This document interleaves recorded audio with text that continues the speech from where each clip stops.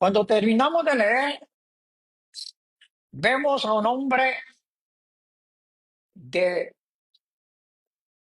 batallar, un hombre de lucha. Pero el pasaje leído, como verlo en un momento presente, tenemos que retroceder al futuro, porque en esta batalla que estamos leyendo tiene un origen que lleva a esta situación. Y el origen es, y oiga, nadie se moleste porque no predico personalizadamente, les predico a todos, ¿verdad? Encontramos a una madre consentidora. ¿Cuál era el hijo consentido de Rebeca? Jacob. ¿Quién se mantenía siempre en la casa y no salía? Jacob. Es ahí donde se establecen ciertos vínculos que no se van en la mejor dirección. Rebeca tiene interés que a Jacob le vaya mejor que a Esaú. Y eso es consentir. Oiga, dado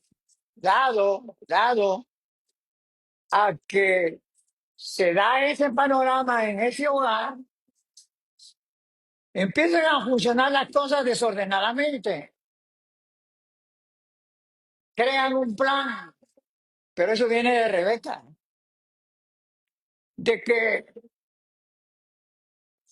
escuchó hablar a Isaac con Esaú. A ella no la invitaron para que estuviera presente cuando Isaac quiere hablar con Esaú. Por lo tanto, si no la invitaron, no tiene que estar ahí. Ah, pero yo soy la mamá. Sí, pero es un aspecto de Dios el que se va a tratar. Porque Isaac quiere bendecir a Esaú y le pide que vayas a cazar algo y que le prepare una comidita sabrosa y después lo va a bendecir. Pero Rebeca, la consentidora, la que se pone detrás de las puertas para oír lo que no tiene que oír, se da cuenta que como que se le va de las manos lo que ya ha planeado. Y entonces llama a Jacob y dice, mira Jacob, esto y esto va a pasar. Ponte la vestidura de Saúl, preparemos una comida muy rápida, vas con tu papá y él te va a bendecir. Un plan equivocado. No se da cuenta porque no razona, usa solo el corazón, usa solo el ego, que es demasiado inmediato para que llegue con luego con la comida. Porque ir a cazar un animal, cocinarlo, etcétera, etcétera, llevaba tiempo. Y ahí hay una laguna que no percibe ella, que está marcando. Y así sucede. Llega Jacob, se pone la vestidura de Saúl. ¿Cómo le llamaría usted a eso? Que la madre está consintiendo, usurpando otra identidad. Y cuando llega con la comida, con Isaac, Isaac es muy listo. Le dice, pero amigo, ¿por qué tan rápido me la traes? Y como él ya no veía bien, se aprovecharon de él. ¿Sí? Entonces, dice, ¿por qué tan rápido? Ya fuiste, veniste, lo cocinaste y ya voy a comer. Sí, padre, yo aquí. Y empieza a mentir. Pero le ha dado todo el argumento, se lo ha dado Rebeca. ¿Ya? Él le dice, mamá, pero si Esaú es velludo, yo soy chino, él me va a tocar y va a ver que no la hago como Esaú. No, ponte una vestidura, las que le pone a Saúl. Él se pone unas vestiduras de mucho vello y se las pone. Está usurpando bajo el consentimiento de la madre. Por eso bien dice la Biblia. ¿Qué dice la Biblia sobre el resultado de los hijos consentidos por la madre? Que es vergüenza de la madre. Así dice la Biblia. Entonces, ese panorama va Jacob, el supuesto Esaú, y Jacob, Esaú, al fin dice, bueno, lo toca y dice, de veras, pues, oigo la voz de Jacob, pero los brazos de Esaú, dice, ¿qué hago? ¿Lo bendigo o no lo bendigo? Pero como el tiempo apremia, él dice, lo bendice y lo bendice. Y luego de la bendición, le dice Rebeca, la consentidora, ahora prepárate para lo que viene. Luego aparece Saúl con su comidita y llega, papá, aquí está la comida. Y dice, pero, ¿por qué viene otro? Si tú ya veniste, le dice. Y entonces se da cuenta que lo han engañado. Usurpó, engañó a su propio esposo y creó un conflicto de enemistad entre dos hermanos.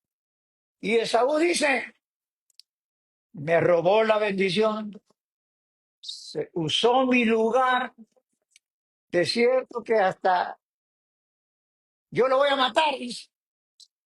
Dice, no lo puedo perdonar. Y la mamá siempre anda y oye lo que dice Esaú. Hijos, cuando la mamá o el papá le diga algo contra la Biblia, no le crean. Corríjanla. Dígale, eso no está en la Biblia. Pero yo soy tu mamá. Sí, pero yo tengo un papá en el cielo. Hermano, ¿por qué está diciendo eso? Porque eso se da. Y tenemos complejidad en la adolescencia, en la juventud, etcétera, etcétera. Pero vamos al mensaje. Ahora Rebeca le dice, mire, huye, porque tu hermano ha jurado matarte. Huye a Padán Arán y estate ahí hasta que le pase la cólera de Saúl. Y esas cóleras no pasan tan rápido, pues. ¿Me explico? Y como dice, no mucho de quiere ir, pues, porque él es de casa, pero se va huyendo por temor a su vida. Entonces, cuando vemos este pasaje, han transcurrido 20 años. Oiga, ni el tiempo ni el lugar cambian las cosas. ¿Está claro? Ni el tiempo, ni cambiando de lugar, cambian las cosas a las que nos metemos. ¿Sí? Entonces, él tiene un proceso que pudo haber sido inevitable. 20 años fuera de su casa. ¿Y cuál es la consecuencia que sufre Rebeca? Que nunca más vio a su hijo Jacob. Porque en esos 20 años se murió Rebeca, pero el conflicto quedó. Se mueren los padres, pero el conflicto queda. Cuando te trata específicamente de familia, entonces Jacob recibe de Dios, regresa a tu tierra. Y Jacob dice, pero voy a regresar, me están esperando para matarme. Pero hay que obedecer a Dios y hay que aprender a enfrentar los conflictos que crean. Ni huyendo, ni el tiempo, permítame repetir, ni el lugar cambia las cosas. El conflicto está allí. 20 años. Jacob empieza a regresar y anda con miedo de enfrentar a su hermana Saúl. Es que el que la debe tiene que tener un conflicto. Y es que él no podía caminar con libertad por razón de su pasado. Él iba en un gran conflicto y muchos no podemos caminar por razón de un pasado que no se soluciona. Los conflictos se solucionan. Este es algo específico en relación a la cantidad de años, pero en relación a nuestros conflictos que nosotros creamos, hay que buscar la forma inmediata de resolverlos, porque ya dije tres aspectos que no cambian. El conflicto es conflicto. El problema creado es que está creado. Y entonces dice la Biblia en los versículos anteriores al versículo que leí de Génesis capítulo 32, que salieron al encuentro a Jacob los ángeles. ¡Qué bendición! Es que Dios no desampara a nadie aunque se meta a conflictos. Pero él se da cuenta y dice, Dios está conmigo. Pero él empieza a crear un plan humano para enfrentar a Esaú. Y ese es nuestro problema. Crear nuestros métodos humanos para resolver los problemas. Cuando hay cosas que solo Dios, el Altísimo, por misericordia, por gracia, por amor, por bondad, alabado sea su santo nombre, va a intervenir de una y otra manera y le va a sacar provecho a todo, gloria a su nombre. Porque a Dios no se le escapa nada. Dios tiene control de la situación. Pero Jacob va con miedo, porque la debe. Como repito, no podía caminar por razón de su pasado. Y empieza a crear un plan humano para enfrentar a Esaú.